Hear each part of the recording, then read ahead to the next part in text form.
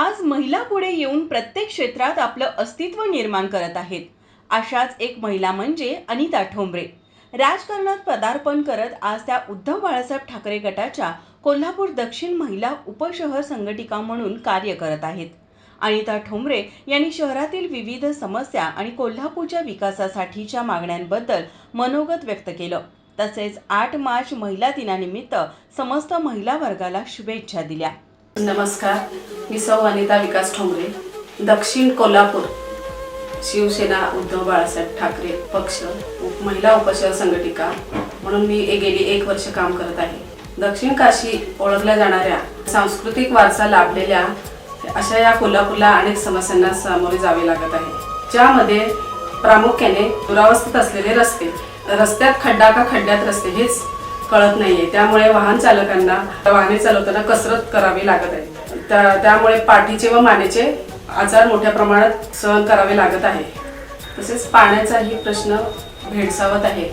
खास करून महिला वर्गांना पाण्याच्या प्रश्नांना सामोरे जावे लागत आहे. अपुरा पाणी पुरवठा असल्यामुळे महिला वर्गांना बऱ्याच समस्यांना तोंड द्यावे लागत आहे. यासाठी नियोजन करून थेट पाईपलाईनने पाणी पुरवठा होणे आवश्यक आहे.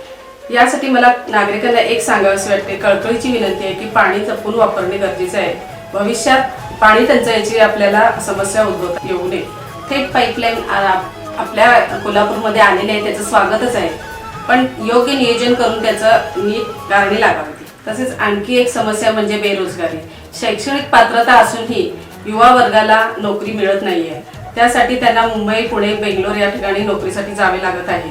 ते IT पार्क कोल्हापूर जिल्ह्यामध्ये झाले तर फार बरे होईल. कोल्हापूरचा मोठा विकास होईल.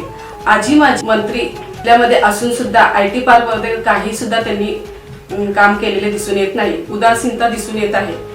राजकीय पक्षाच्या नेत्यांनी यामध्ये लक्ष घालून कोल्हापूर जिल्ह्याला एक IT हब म्हणून ओळख करून देणे गरजेचे आहे. बेरोजगार महिलांना मी माझ्या पक्षातर्फे काम मिळवून देण्याची हमी देते. महिलांच्या बेरोजगारीसाठी मी व माझा पक्ष कायम प्रयत्नशील राहील.